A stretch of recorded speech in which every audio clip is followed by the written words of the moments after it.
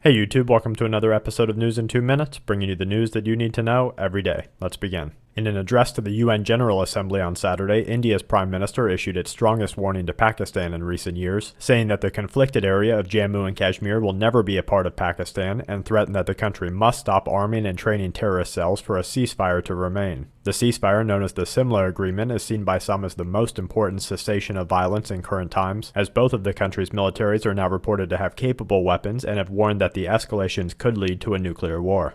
In the same week, the Greek military reservists called for the forceful removal of the government under the leadership of the military. Greek anti-terrorism police have arrested the leaders and members of the far-right Golden Dawn Party on charges of forming a criminal organization. The party is seen by some as a dominant political authority in the country, where they quickly rose to power with their handling of the financial crisis and adoption of severe austerity measures in order to receive international bailouts. A strong earthquake measuring a 6.8 and reportedly not related to the 7.7 that struck Pakistan earlier this week has been recorded just 20 miles from the original tremor site. Bill Cook from NASA's Meteor and Environment Office is reporting that a sizable meteor entered into Earth's atmosphere over Columbus, Ohio, where it was visible from at least 14 states across the country.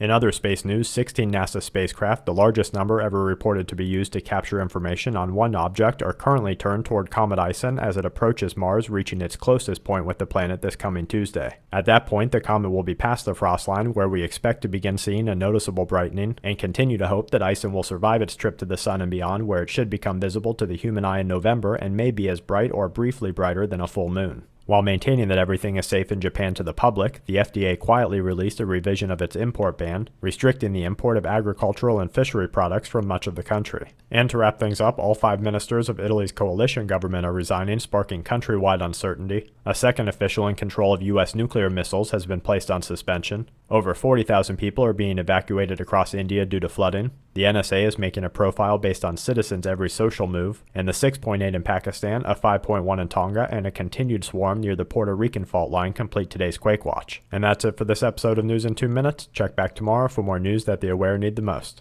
This week's News in 2 Minutes is brought to you by SHTFplan.com, where even the officials go for news, and SQmetals.com for all your precious metal needs.